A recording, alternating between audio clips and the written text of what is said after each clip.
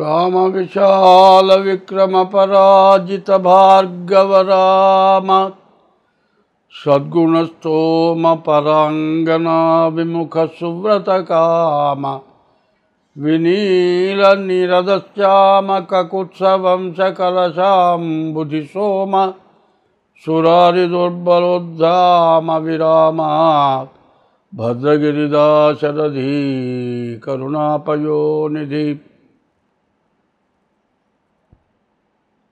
ముదమున పారిజాత తరుమూలమునందు అతి సూక్ష్మరూపుడై హృది రఘువీరునామమును ఎప్పుడు చెప్పిను చుచు రామభక్తులన్ వదలక బ్రోచుచుండు ఘను వాయుతనూజుని ధీతిరాజు నీ అదను దలంచి భక్తి కుమతి గురుపాదములాశ్రయింపుమా.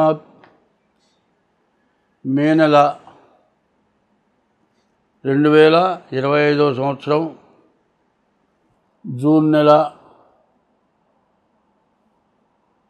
గురువు రాహువు మే నెలలో మారారు. మే నెలలో గురువు రాహువు శని మారారు.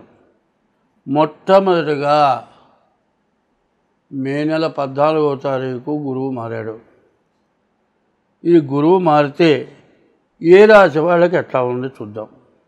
2025 సంవత్సరం జూన్ నెల గురువు కన్యారాశి. ఇప్పుడు కన్యారాశి చెప్పుకుందాం. ఈ కన్యారాశికి గురువు ఎట్లా ఉన్నాడు? 0. ఏమి ఉపయోగపడేటువంటి స్థితిలో లేడు. మరి కాబట్టి ఏం చేయాలి? ఎట్లా అయితే బాగుపడతాం? సరిగ్గా చెప్పాలంటే ఈ కన్యారాశి యొక్క పరిస్థితి ఎట్లా ఉందంటే నడి సముద్రం. పడవ మునిగిపోతుందండి. పడవతో సహా మొత్తం మునిగిపోతాం. కానీ ఈతొచ్చు బాగా గజీతగాడు ఎగిరి సముద్రంలో దూకాడు. ఈద్దాం. ఎంతసేపు ఈద్దాం సముద్రం? అసలు ఎదురుకుండా ఒడ్డు ఏమైనా కనపడుతుందా? ఇంతవరకు యువతల నుంచోని సముద్రం అవతల ఒడ్డు చూసినవాడు ఎవడూ లేడు. ఒడ్డు కనపడదు. ఏం చేయాలి? ఎంతసేపు ఈదాలి? ఈ లోపల చేపలు ఉన్నాయి.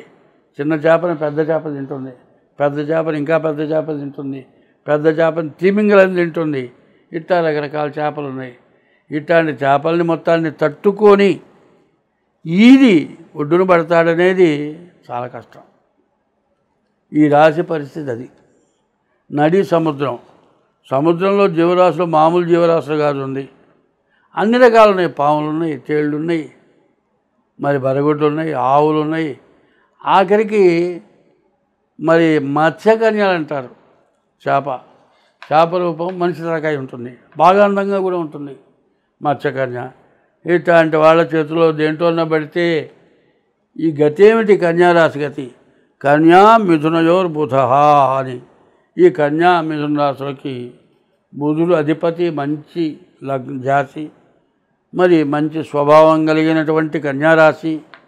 ఈ కన్యారాశి యొక్క స్వభావం ఏంటంటే చూడగానే వాళ్ళతో మాట్లాడాలనిపిస్తుంది. కన్యా అంటే అర్థమైంది? చిన్నపిల్లే కన్య. ముసలమ్మ కన్య అవుతుందా? వృద్ధురాలు కన్య రాదు. కన్య అంటే బాగా అందంగా ఉంటుంది. యవ్వనంలో ఉన్నమ్మాయి ఎంతో బాగుంటుంది. కనీసం కడుపులో ఏదైనా పెట్టుకోగాక బయటికి మాత్రం కాస్త పలకరించి మాట్లాడదాం అనిపిస్తుంది. అటువంటి మాట్లాడి తన పని తను తేల్చుకొని వెళ్ళిపోతారు. ఆ కన్యా స్వభావం ఏంటంటే అవతలవాడి మనస్సులో ఏముందో, వాడు ఎందుకు మాట్లాడుతున్నాడో తెలుసు. తెలిసినా కూడా తెలియనట్లుగా బాబాయ్ ఏం కావాలంటుంది.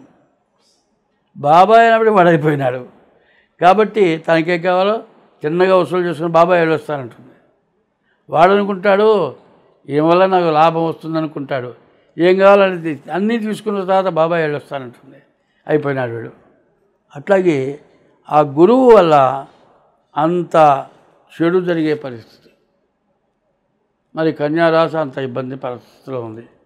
అంటే కన్యారాశి మగవాడికి ఇట్లాంటి పరిస్థితి వస్తుందని చెబుతున్నా. కాబట్టి ముందుగా డేట్ ఆఫ్ బర్త్ ద్వారా జాతకం చూపించుకోండి, చాలా బాగుంటుంది. తర్వాత మీరు చాలా బాగుపడతారు. మేషం దగ్గర నుంచి మీనరాశి వరకు గురువుని గురించి చెప్పుకున్నాం. ఈ గురువుని గురించి చెప్పుకోవటంలో కొన్ని విషయాలు చెప్పుకోవాలి. తిరుపతి పోతున్నామండి, వెంకటేశ్వర స్వామి దగ్గరికి పోతున్నాం. దర్శనం చేసుకోవాలంటే క్యూలో ఒక రోజల్లా తిరుగుతాం, సరాసరి వెళ్తూ ఉంటాం. మధ్య మధ్య మనిషి ఉంటా పద నడు నడుస్తూ ఉంటాడు. సరే దేవుడి దగ్గరికి పోవాలి, దండం పెట్టాలి.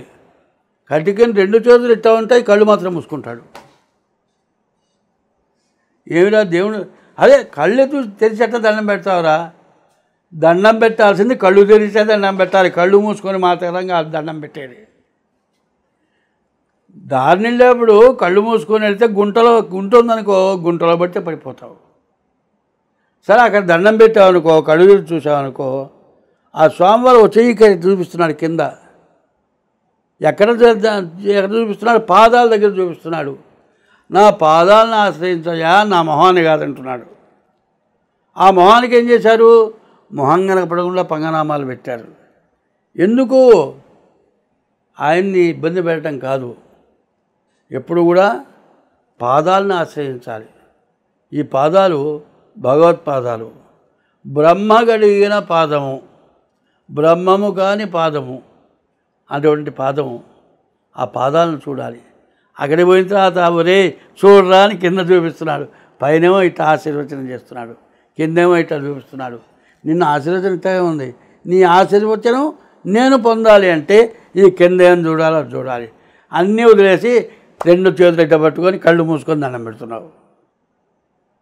అట్లాగే గురువుని ఉపయోగించుకోవాలంటే చాలా మార్గాలు ఉన్నాయి. ఈ మార్గాలను తెలుసుకోండి. గురువుతో ఎట్లా ఉండాలి అనేది కూడా కావాలి. భార్యతో ఎట్లా ఉండాలి తెలియాలి, చెల్లెలతో ఎట్లా ఉండాలి తెలియాలి, తల్లితో ఎట్లా ఉండాలి తెలియాలి. అన్నింటినీ మించి గురువుతో ఎట్లా ఉండాలో తెలియాలి. గురువుకి ఎంత మంచి చేసుకుంటే అంత మంచిగా ఉంటారు. కాలేజీలో చదువుతూ ఉంటాడు, ఏదైనా వాడు ఏదో పని చేస్తూ ఉంటాడు. ఏరా ఏంట్రా బయటకు వస్తావుగా చూసుకుందాం. ఏంది బయటకు వస్తే నువ్వు చూసుకునేది నువ్వే పోతావు. కాబట్టి గురువుని ఎప్పుడూ గౌరవించండి, తల్లిదండ్రుల్ని గౌరవించండి. ఈ 12 రాసులకి తల్లిదండ్రుల కన్నా అన్నిటికీ మించిన వాడు గురువు. ఆ గురువుని గురించి మనం చెప్పుకుంటూ ఉన్నాము. ఈ గురువు విషయంలో ఎప్పుడు కూడా గురువు యందు శ్రద్ధ, తల్లిదండ్రుల యందు శ్రద్ధ, నీ భార్య ఇంటికి లక్ష్మి, భార్య మీద ప్రేమ, ఇవన్నీ ఎవరైతే కలిగి ఉంటారో వాళ్ళకి లోటు అంటూ ఇక రాదు. ఇది మాత్రం బాగా గుర్తుపెట్టుకోవాలి. గురువు అనేటువంటి వాడు, గురువు 3 అక్షరాలు. ఈ గురువు అనేటువంటి 3 అక్షరాలు బ్రహ్మ విష్ణు మహేశ్వర స్వరూపం. మరి ఈశ్వరుడు కుమారుడు గణపతి. ఈ గణపతి ఎట్లా పుట్టాడు? 33 కోట్ల మంది దేవతల శక్తితో ఉద్భవించాడు. అందువల్ల పరమేశ్వరుడు ఆ గురువు గణపతినే పూజిస్తున్నాడు. తల్లి గురువైనటువంటి గణపతినే పూజిస్తున్నాడు. ప్రతి వ్యక్తి కూడా బ్రహ్మ విష్ణు మహేశ్వరులు ఆది పరాశక్తితో సహా ఆ గురువైన గణపతినే పూజిస్తున్నారు.